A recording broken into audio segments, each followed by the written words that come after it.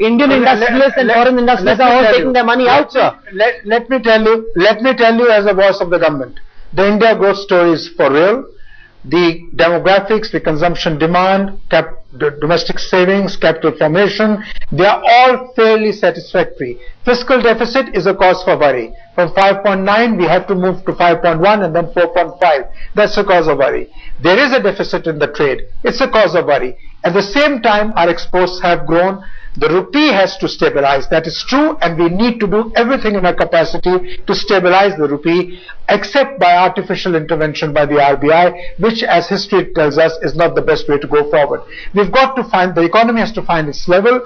It is, as I said, please don't keep repeating it and parroting it that we are citing the euro crisis as an excuse. It may not be an excuse, but it's a reality, and that does affect Indian economy. Okay, Mr. Seshadri-Chari, these are not excuses, these are realities. Whether it's coalition compulsions or whether it is the problems in Greece, he says it's a reality. But do you not think that the government is ignoring problems that it's created of its own accord? Like the retrospective taxation case. See, the basic issue here is there are two issues. Number one is the quantum of black money and the government's total failure to check the black money issue.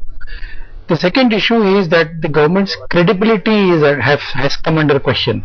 It's not only the foreign investors. I am afraid Mr. Adik Godrej put it very rightly about the reform process.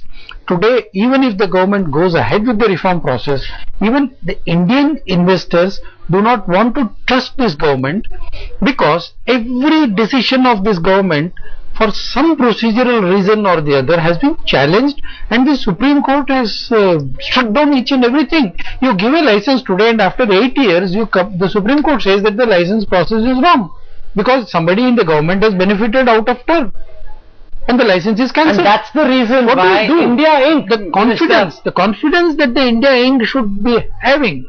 You know, there was serious ideological differences for the NDA government. Let me tell you, I belong to an ideological group which strongly opposed certain factions, certain decisions of the NDA government. The NDA government was able to carry all the allies and all the ministries together. Here, the defense minister doesn't agree with the finance minister doesn't agree with the home minister doesn't see eye to eye with the prime minister doesn't know where the country is going. You're accusing the government of gross mismanagement of the economy. Let's get the minister to respond to that. I didn't hear the word mismanagement, but if you want to substitute, it's fine. Look, if all that we had been doing was wrong, we wouldn't be going at 7% till now, or 8.5% till 2 years ahead. Please give us credit for something right that we have done. The global economy is growing on an average by 3.3%. Europe is growing by 2%. America is growing by 1.2%. We are growing by 7% on a year-on-year basis. The minimum is 7% till last year. We don't know what will happen in 12. But listen, we must have done something right. So that was in the past. 7,900 That was in the past. 6.5% now, down to 5.3% in the last quarter. And this is the last quarter is the busiest quarter. Usually growth rates are highest at that time. Mr. Anchor, it's the last quarter. Last quarter does not define the whole year, just as the whole year will not define 5 years of the 12th plan.